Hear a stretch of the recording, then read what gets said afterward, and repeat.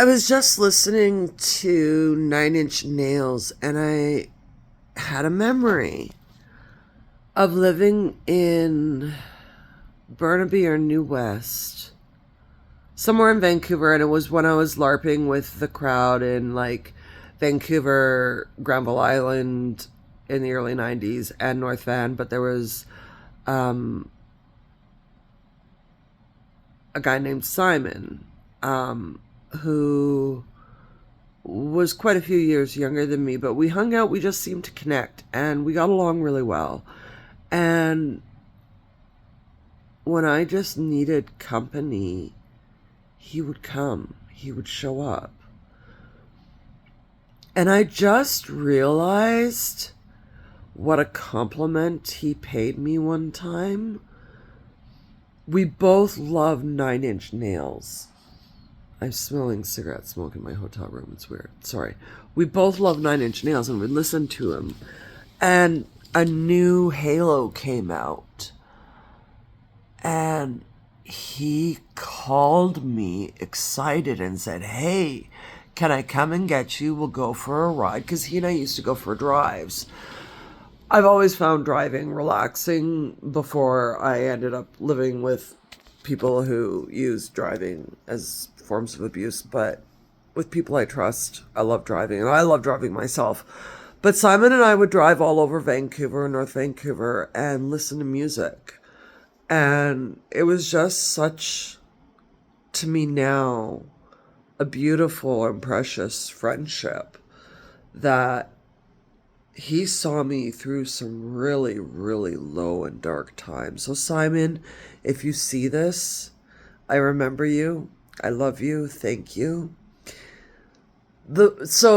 Anyways, he called me up. This new Halo came out. He hadn't even opened the package. He hadn't unsealed it. It still had the parent warning and stuff on it. And he came to pick me up from his place. And we stood outside and he opened it. We sat in the car and he opened it. But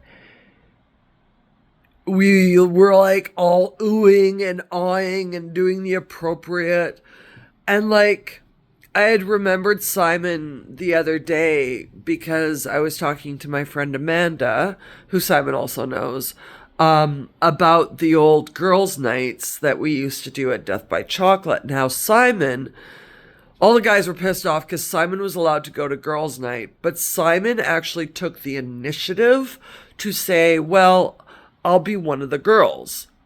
I will get dressed. He had a very healthy sense of his masculinity. He got dressed in women's clothes, or not women's, what was perceived as women's clothing.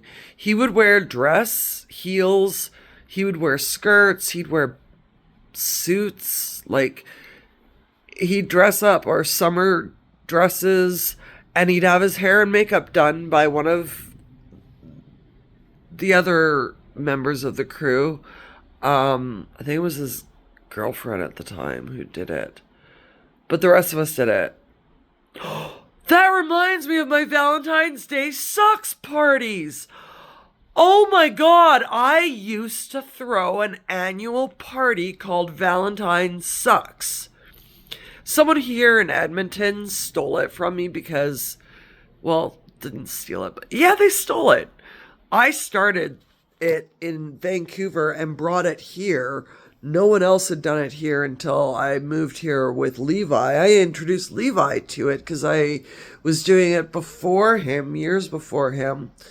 But I used to throw a party on Valentine's or the closest weekend date to it, and it would be potluck. And like half of us worked in food service. And like people would bring, like we had,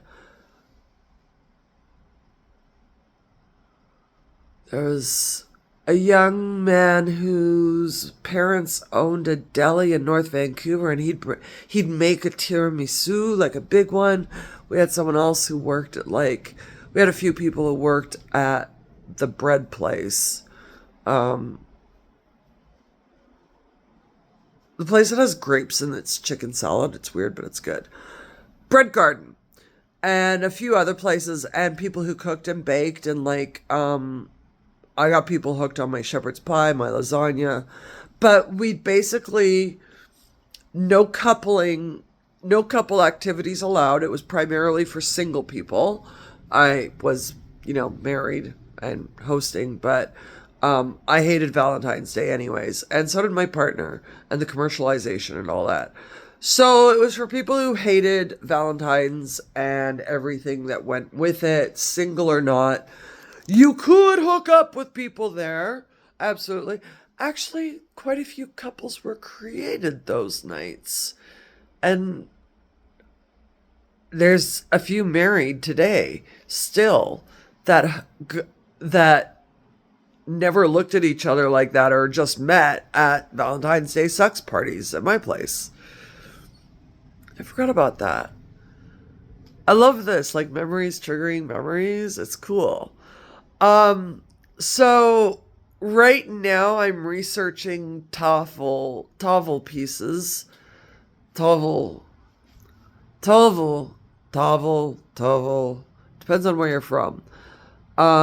So I asked my cousin who lives on Gotland how they pronounce it in Gotlandic and Gutnish.